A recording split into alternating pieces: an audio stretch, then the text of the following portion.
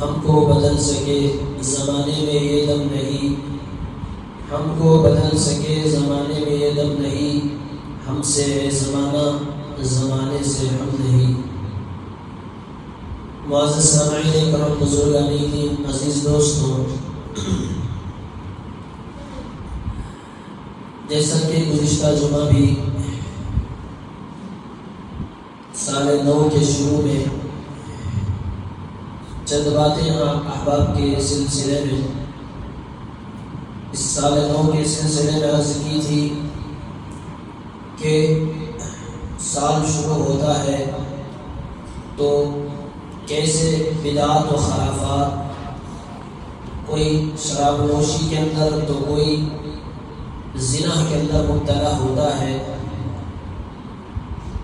تو اس کی تفصیل گزشتہ جمعہ میں عرض کی تھی کہ سال آتا کیوں ہے۔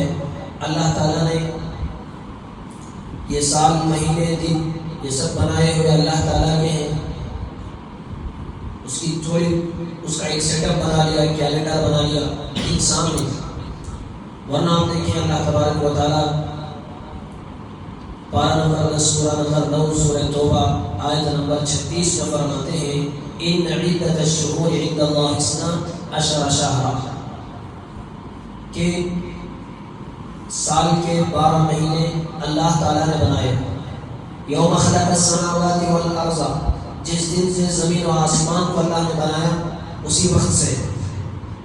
اور فرمایا اللہ تبارک و تعالیٰ پارہ نمبر 11 سورہ نمبر 10 سورہ یونس آیت نمبر 5 میں هو الذی جعل الشمس ضیاء، کہ ہم نے سورج کو بنایا روشنی کے لیے، والقمر نورا، اور چاند کو بھی بنایا ہم نے نور کے لیے۔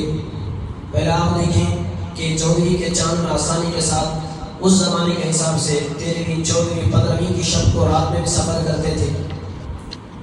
آج چونکہ نیٹوں کا زمانہ جس کی وجہ سے اس کی ہمیں اہمیت سمجھ میں نہیں آ رہی، تو اللہ تبارک و تعالیٰ نے فرمایا هو الذی جعل الشمس ضیاء، وہی اللہ ہے جس نے سورج کو بنایا روشنی کے لیے، والقمر نورا، اور چاند کو بنایا کہ اس سے تمہیں نور حاصل ہو، وقدرہ منازل، کہ اور اس کی اللہ تعالیٰ نے منزلیں بھی طے فرما دی۔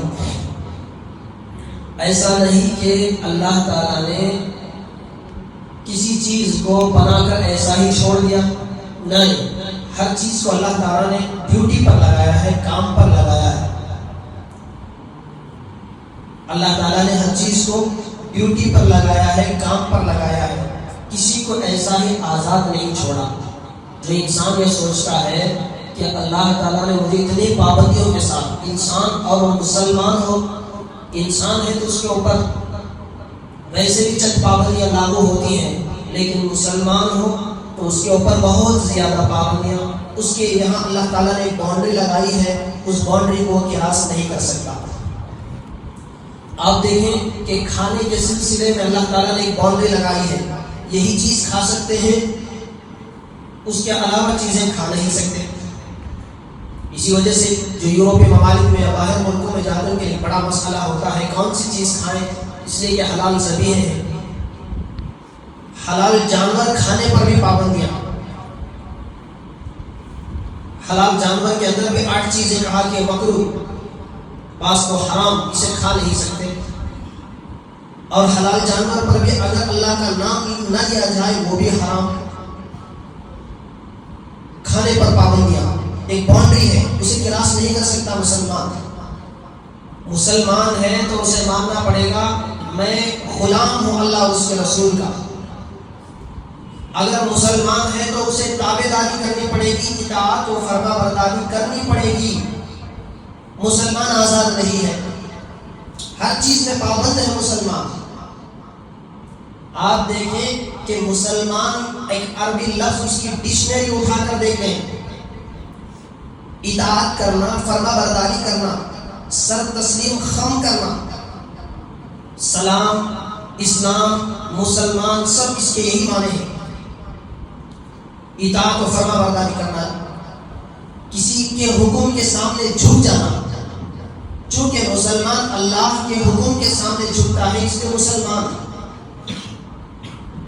کھانا ہے تو اس کے لیے پابندیاں، یہ کھا سکتا ہے یا نہیں کھا سکتا، پابندیاں لگائی.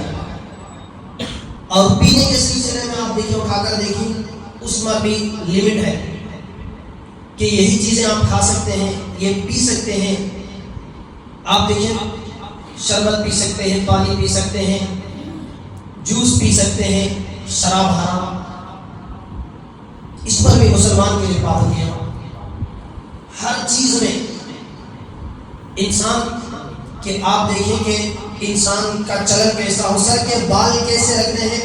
مسلمان آزاد نہیں ہے، یہ بات آپ پلے باندھ لیں. مسلمان جو اللہ اور اس کے رسول کی غلامی میں آ گیا وہ آزاد نہیں ہے. سر کے بال کیسے رکھنے ہیں وہ اسلام آپ کو گائیڈ لائنس کرے گا. آپ جیسے چاہے ویسے بال نہیں رکھ سکتے. کتنے لوگ ہیں کہ ایک طرف بالکل شارٹ، ایک طرف بالکل بڑے بڑے سامنے بال رکھ لیے، تو کہا کہ اللہ کی لعنت ہے ایسے آدمی پر جو ایک طرف کے بالوں کو کاٹے، ایک طرف کے بالوں کو رکھ لے.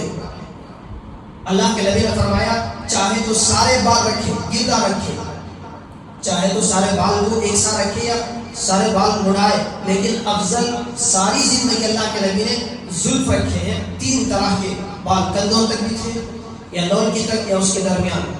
بڑے بال ایک خوبصورت چیز ہے، اسے رکھنا چاہیے. حج کے موقع پر، عمرے کے موقع پر آپ نے سر مڈایا ہے یا کوئی بیماری ہو سر مڈا، اس کے علاوہ سر کیا اللہ تعالیٰ نے ایک زینت بنائی ہے، بالوں کو خوبصورتی ہے. اسی وجہ سے بچوں کو خاموش بٹھا دیں.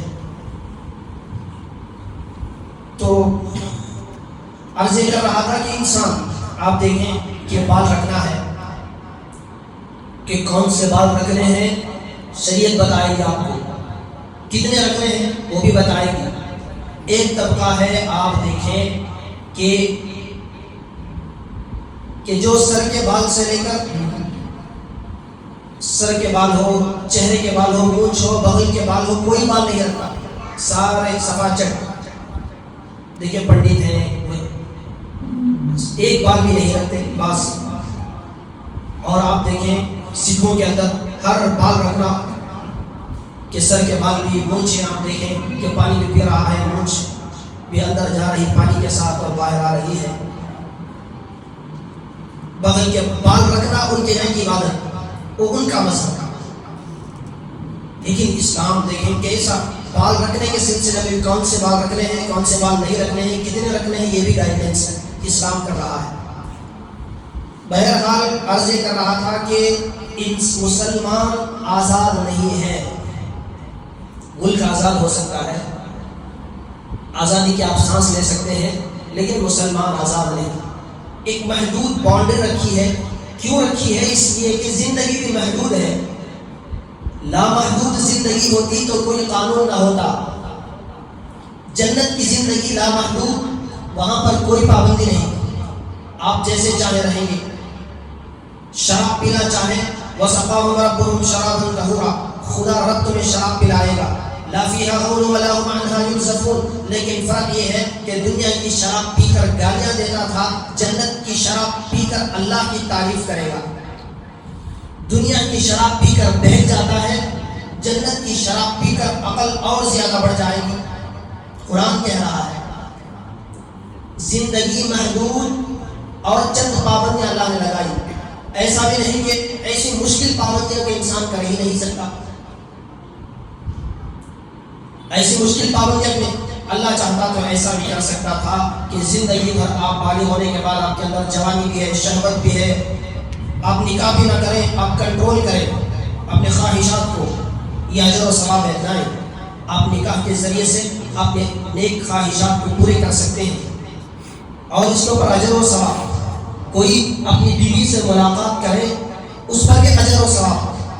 صحابہ نے پوچھا یا رسول اللہ کوئی اپنی بیوی سے ملاقات کرے، اپنی خواہش پوری کرے، اس پر اجر و ثواب، اس پر اجر و ثواب. تو کہ اللہ کے نبی نے اگر یہ اپنی حلال بیوی کے علاوہ کسی اور بیوی کے، کسی اور عورت کے ساتھ یہ تعلق قائم کرتا تو کیا گناہ نہیں ہوتا؟ کہا کہ ہاں. تو اس کا اپوزٹ کیا ہے؟ گناہ کا نیکی ہے. وہاں گناہ ملے گا، یہاں نیکی ملے گی. وہاں دیکھنے پر بھی گناہ. یہاں پر دیکھیں حدیث کے اندر آتا ہے میاں بیوی محبت کے ساتھ دیکھتے ہیں. تیسرا اللہ تعالیٰ رحمت کی نگاہ ان کے اوپر ڈالتا ہے. جائز محبت ہے. آپ دیکھیں سال بدلا تو ایک بات یہاں پر بھی آئی کہ مفتی تاریخ مسعود صاحب نوجوانوں کی دل کی دھڑکن حضرت کہتے ہیں کہ سال تو بدلتے ہی رہتا ہے، سال تو بدلتے ہی رہتا ہے، کمال یہ ہے کہ کوئی سالے کو بدل نہیں رہا. لطیفہ ہے حضرت کے کئی لطیفے ہیں، اس لیے کہ حضرت کے خود ہول سیل کے حساب سے سالے حضرت کے ہمارے کیا 1 سالہ 19 سالہ. تو حضرت نے کہا کہ سال تو بدلتے ہی رہتا ہے، کمال یہ ہے کہ کوئی سالے کو بدل کر دیکھے. حضرت کے ہول سیل کے حساب سے سالے ہیں. تو بہرحال کہنے کا مقصد یہ ہے کہ سال تو بدلتے، بات آئی تو کہہ دوں انسان تاریخ بدلنے سے کیا ہوتا ہے، 24 سے 25 ہو گیا، 25 سے اب 26 ہو جائے گا. کہ تاریخ بدلنے سے کیا ہوتا ہے، انسان اپنے آپ کو بدلے. اس لیے کہ سالے کو نہیں بدل سکتے تو چلو اپنے آپ ہی کو بدل لو. اللہ تبارک و تعالی 12 نمبر 13 سورہ نمبر 13 آیت سورہ رعد آیت نمبر 11 میں ارشاد فرماتے ہیں ان اللہ لا یغیر ما بقوم حتی یغیروا ما بانفسہم. اللہ تعالی حالات کو اس وقت تک نہیں بدلتے جب تک کہ انسان اپنے آپ کو نہ بدلے. خدا نے کبھی اس قوم کی حالت کو نہیں بدلی، نہ ہو جسے خیال خود اپنی حالت بدلنے کا. اس آیت کے ترجمے کو علامہ اقبال نے ایک شعر کے انداز میں پیش کیا. خدا نے کبھی اس قوم کی حالت نہیں بدلی، نہ ہو جسے خود اپنی حالت بدلنے کا خیال. اپنے آپ کو بدلیں. سال بدلنے سے کیا ہوتا ہے، سال کے بدلنے سے کیا ہوتا ہے. میں نے گزشتہ جمعہ اس کی لمبی تفصیل عرض کر دی تھی. یا دین و دنیا کا کوئی فائدہ ہوتا تب سمجھ میں آتا سال بدل گیا ہے چلو ناچیں گے گھومیں گے، وہ بھی جائز حد میں رہ کر کوئی عید منا لیں گے. ایسی کوئی چیز نہیں ہے. اپنے آپ کو انسان بدلے، اپنا محاسبہ کرے. قرآن و حدیث کی روشنی میں دیکھیں قرآن و حدیث میں کیا کہتی ہے، حاسبوا قبل ان تحاسبوا موتوا قبل ان تموتوا. حساب لینے سے پہلے اپنے آپ کا حساب لو. تمہیں قبر میں حساب لیا جائے گا، حشر میں حساب لیا جائے گا، اس سے پہلے تم اپنے آپ کا حساب لو. قبر میں 3 سوال ہوں گے کہ تمہارا رب کون ہے، من ربک وما دینک وماذا تقول فی ھذا الرجل، کہ تمہارا رب کون، تمہارا دین کیا. اس آدمی محمد صلی اللہ علیہ وسلم کے سلسلے میں تم کیا کہتے ہو. یہ قبر کے 3 سوال، حشر کے 5 سوال. کہ جب تک فرمایا حدیث میں ہے بندہ جب تک 5 سوالوں کا جواب نہیں دے گا ایک قدم نہ آگے بڑھے گا نہ ایک قدم پیچھے ہٹے گا. اللہ تعالیٰ پوچھیں گے میں نے تجھے جوانی دی تھی، میں نے تجھے اس میں سے 5 سوالوں میں سے ایک سوال، اگر 5 باتیں عرض کروں تو اسی کا وقت ہو جائے، اس میں سے اللہ تبارک و تعالیٰ ایک سوال پوچھے گا میں نے تجھے جوانی دی تھی، عمر دی تھی، تو اس عمر کو تو نے کس چیز میں لگایا، شوق بازی میں لگایا، کھیل کود میں لگایا، موبائلوں کے اندر لگایا، ناجائز عیاشی اور فحاشی میں لگایا، شراب نوشی میں لگایا، زنا میں لگایا، دنیا کمانے میں لگایا، بنگلے بنانے میں لگایا، پراپرٹی بنانے میں لگایا، کس چیز میں لگایا، یا عبادتوں کے اندر لگایا، تہجد کے اندر لگایا، جو تو نے مال کمایا اس کو اللہ کی راہ میں خرچ کرنے میں لگایا، کس چیز میں لگایا. اللہ تعالیٰ ارشاد فرماتے ہیں اولم نعمرکم ما یتذکر فیہ من تذکر وجاءکم النذیر. جب عذاب جہنم دیکھ لے گا تو کہے گا ربنا ابصرنا وسمعنا فرجعنا نعمل صالحا انا موقنون. اے ہمارے پروردگار ہم نے جنت کو بھی دیکھ لیا، جہنم کو بھی دیکھ لیا، آپ کی رحمت کو بھی دیکھ لیا، آپ کے عذاب کو بھی دیکھ لیا، اور آپ سزاؤں کو بھی دیکھ لیا اور جزا کو بھی دیکھ لیا کہ فہل الی خروج من سبیل، یہاں سے کوئی نکلنے کا راستہ ہے. 1 سیکنڈ کے برابر بھی ہم نافرمانی نہیں کریں گے دنیا کے اندر. اللہ تعالیٰ فرمائیں گے یہاں ریورس گیئر نہیں ہے، قبر میں چلیں گے دوبارہ نہیں آئیں گے. وحرام علی قریۃ اہلکناھا انہم لا یرجعون، کہ کسی کو دنیا سے چلے جانے کے بعد دوبارہ لوٹنا نہیں ہے۔ یقین نہیں آتا تو دیکھو کتنے آپ سے پہلے کروڑوں لوگ چلے گئے، دوبارہ نہیں آئے۔ تو اللہ تعالیٰ نے زندگی دی ہے تو اس کو غنیمت جانے۔ تو اللہ تبارک و تعالیٰ ارشاد فرماتے ہیں میں نے تمہیں دنیا کے اندر اتنی عمر تو دی تھی جس سے تم نصیحت حاصل کرنا چاہتے تو نصیحت حاصل کر سکتے تھے۔ اولم نعمرکم ما یتذکر فیہ من تذکر، کیا میں نے تم کو اتنی عمر نہیں دی جس سے تم نصیحت حاصل کر سکتے تھے؟ وجاءکم النذیر، تمہارے پاس قرآن آیا ڈرانے کے لیے، تمہارے پاس نبی کے پیغامات آئے ڈرانے کے لیے، تمہارے پاس تمہارے سفید بال آئے تمہیں ڈرانے کے لیے، تمہارے پاس تمہاری جھکتی کمر آئی تمہیں ڈرانے کے لیے کہ یہ دنیا کا ایک ایک لمحہ، ایک ایک سیکنڈ تمہیں دنیا سے دور کر رہا ہے، آخرت سے قریب کر رہا ہے۔ دنیا کا آپ دیکھیں ایک ایک سیکنڈ انسان کا کہ تمہیں دنیا سے دور کر رہا ہے، قبر سے قریب کر رہا ہے، تمہیں دنیا سے دور کر رہا ہے، تمہیں جنت سے یا جہنم سے قریب کر رہا ہے۔ آپ کو خود ڈائریکشن لوکیشن آپ کو ڈیسائڈ کرنی ہے کہ مجھے جنت کا راستہ لینا ہے یا جہنم کا راستہ لینا ہے۔ اللہ تعالیٰ نے ایسا انسان کو پیدا کر کے نہیں چھوڑ دیا۔ ہم دیکھیں کہ کوئی انسان آج عقل مند کسے سمجھا جا رہا ہے؟ جس کے پاس اچھی گاڑی بنگلے ہوں، جو جتنی بڑی گاڑی میں پھرتا اتنا بڑا عقل مند، جو جتنا اچھا لباس پہنے وہ اتنا بڑا عقل مند، جس کا پرفیوم جتنا اچھا ہو اتنا بڑا عقل مند، جس کی جتنی زیادہ پراپرٹی ہو وہ اتنا بڑا عقل مند۔ ہارون الرشید نے ایک مرتبہ، بہلول دانا بڑے اللہ والے ہیں، کئی واقعات اس سے پہلے بھی ان کے عرض کر چکا ہوں۔ ایک مرتبہ بہلول دانا ہارون رشید کے پاس آئے۔ ہارون رشید نے کہا اپنا رومال نکالا اور نکال کر دیا کہ یہ رومال ہے کہ دنیا میں سب سے جو بڑا بیوقوف ہے اسے یہ رومال دے دو۔ ہارون رشید کا کہنا تھا بہلول دانا مگر وہ رومال اپنے پاس رکھ لیے اور خاموش چلے گئے۔ ہارون رشید کا موت کا وقت قریب آیا، نزا جیسی حالت لگ گئی اور حکیموں طبیبوں کو دکھایا اور کہا کہ یہ آخری وقت ہے، چند لمحات اور چند گھنٹوں کے آپ مہمان ہیں، حالات ایسے ہیں۔ حکیم بھی پہلے ایسے ہوتے تھے، پہلے جاتے ہی پکڑ کر بتا دیتے تھے کہ کیا بیماری ہے،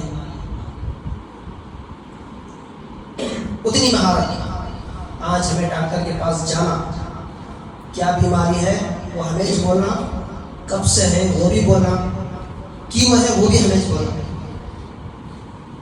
اور سر کا الگ ڈاکٹر، آنکھوں کا الگ ڈاکٹر، کانوں کا الگ ڈاکٹر، ناک کا الگ ڈاکٹر، دانتوں کا الگ ڈاکٹر، چمڑے کا الگ ڈاکٹر، ہڈیوں کا الگ، چمڑے کا الگ، گوشت کا الگ، ہڈیوں کا الگ، بالوں کا الگ ڈاکٹر۔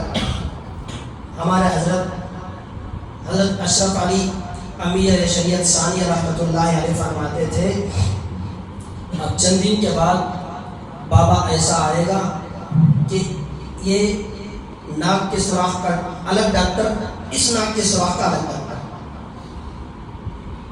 یہ رائٹ سائڈ کی آنکھ کی ڈاکٹر اسپیشلسٹ، لیفٹ آئی اسپیشلسٹ، اتنا آنا باقی ہے، اتنی شرکیں ڈاکٹروں کی۔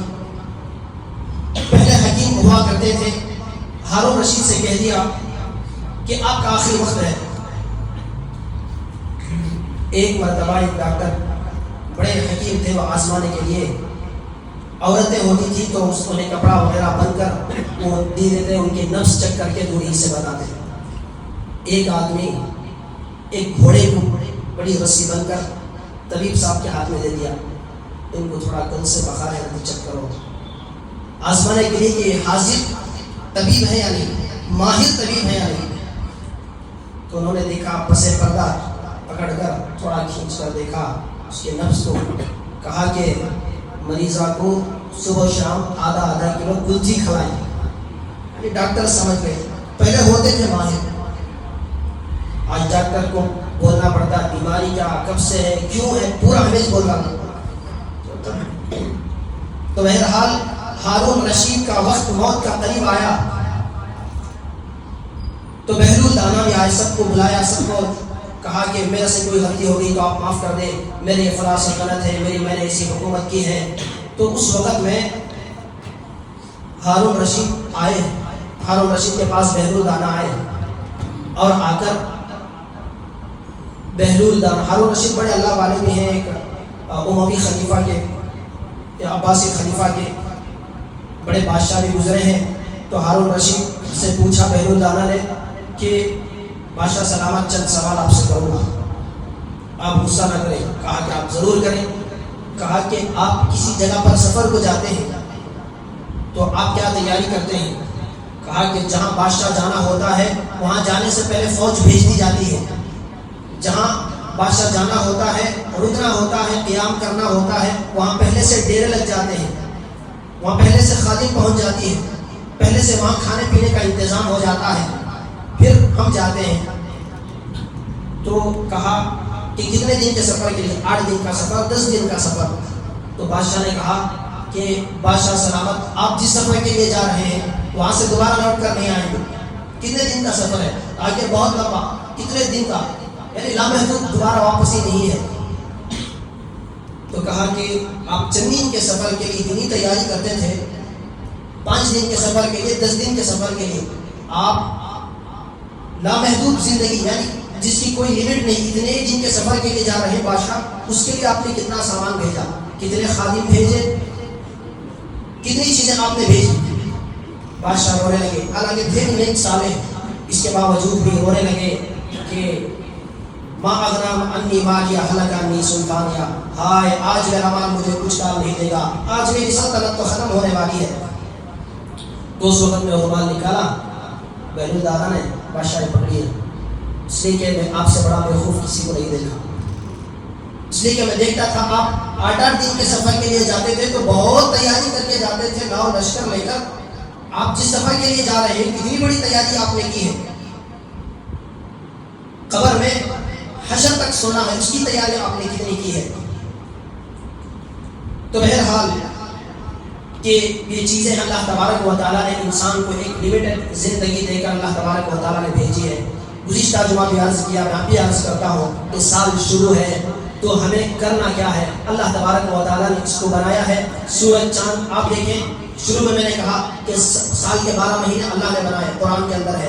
سورج کو اللہ نے بنایا، چاند کو اللہ نے بنایا، چاند کی مقدار اللہ نے بنائی کہ 14 دن بڑھے گا، 14 دن گھٹے گا، 28 29 یا 30 کا مہینہ ہوگا. اور سورج کو اللہ تعالیٰ نے وقدرہ منازل لتعلموا عدد السنین والحساب، اللہ تعالیٰ نے کہا پوری اشرنا میں اللہ تعالیٰ نے گنا دی کہ اس کے ذریعے سے تم دن کو معلوم کرو، نا رات کو معلوم کرو، سالوں کو معلوم کرو، مہینوں کو معلوم کرو. اس کے لیے نہیں کہ تم شراب نوشی کرو، کہ ناچ گانا کرو، اس لیے نہیں ہے، بلکہ تم حساب کرو. لتعلموا عدد السنین والحساب، حساب کے لیے بنایا، ناچ گانے کے لیے. بلکہ حاسبوا قبل ان تحاسبوا، کہ سال 24 آتا ہے تو زندگی کے اندر 30 سال گزر گئے، 50 سال گزر گئے. لمٹ آپ دیکھیں کہ ہر انسان کی زندگی 60 اور 70 سال کے درمیان، 70 سال بھی اگر مان لیں میرے 35 سال زندگی کے گزر گئے تو 35 سال باقی ہیں. کیسے 35 سال گزرے، اب مجھے کیسے گزارنی ہے. ہم اپنی زندگیوں کے اندر سب سے اہم فریضہ بارہا عرض کر چکا، فرض نماز ہے. فرض نماز اپنی زندگیوں کے اندر آپ دیکھیں کہ فجر کی نماز کے مصلی کتنے ہیں یہاں پر، معافی کے ساتھ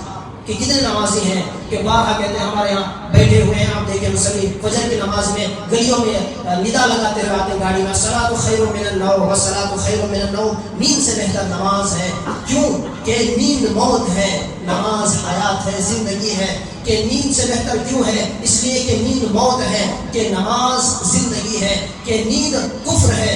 کفر ہے، نماز کو چھوڑ کر سونا کفر کی علامتوں میں سے ہے، اور نماز کو پڑھنا ایمان کی علامتوں میں سے ہے. کہ کوئی انسان فجر کی نماز پڑھتا ہے، حدیث میں فرمایا فجر کی نماز پڑھ کر بازار کو جانے والا اور فجر کی نماز چھوڑ کر بازار کو جانے والا ایسا ہے جیسا کہ نماز پڑھ کر جانے والا فجر کی ایمان کا جھنڈا ساتھ میں لے کر جاتا ہے، نماز چھوڑ کر کاروبار کو جانے والا شیطان کا جھنڈا اپنے ہاتھ میں لے کر جاتا ہے. اس وجہ سے نماز کیوں کہ آپ دیکھیں نیند غفلت ہے، فجر کی نماز عبادت ہے. کہ فجر کی نماز نیند سے بہتر کیوں ہے؟ اس لیے کہ سونے سے اللہ ناراض ہوتے ہیں، جاگنے سے اللہ راضی ہوتے ہیں. کہ رب سونے سے شیطان خوش ہوتا ہے، عبادت کرنے سے رب راضی ہوتا ہے. اس وجہ سے الصلاۃ خیر من النوم، نیند سے بہتر نماز ہے۔ میں بارہ کہتا ہوں ٹھنڈ کے دن آتے ہیں، پہلوان وہ نہیں جو 100 کلو کے ڈمبلز اٹھائے، پہلوان وہ ہے کہ اپنے اوپر سے 1-2 کلو کی کمبل اٹھائے اور فجر کی نماز کے لیے آ جائے۔ آپ کو سردی بھی ہوگی، آپ کو بخار بھی ہوگی، آپ کو اندھیرے میں بھی آنا پڑے گا، آپ کو ٹھنڈ بھی لگے گی، لیکن اس کا اجر و ثواب قیامت تک باقی رہے گا اور اس کے بعد اس کی جزا آپ کو جنت ملے گی۔ اللہ تبارک و تعالیٰ سے دعا ہے کہ اللہ تبارک و تعالیٰ ہم سب کو اپنی زندگیوں کا محاسبہ کر کر سال آتا ہے یا مہینے بدلتے ہیں، اس سے جس طرح ہم اپنے کاروبار اور لین دین کے بارے میں جائزہ لیتے ہیں کتنا نفع ہوا کتنا نقصان ہوا، اسی طرح سال بدلے مہینہ بدلے کہ تو ہمیں بھی جائزہ لینا چاہیے کہ ہمارا ایمان کتنا تازہ ہوا، کتنے گناہوں سے ہم نے توبہ کی، ہمیں کرنا کیا چاہیے، ہم کر کیا رہے ہیں۔ اللہ تبارک و تعالیٰ ہم سب کو عمل کی توفیق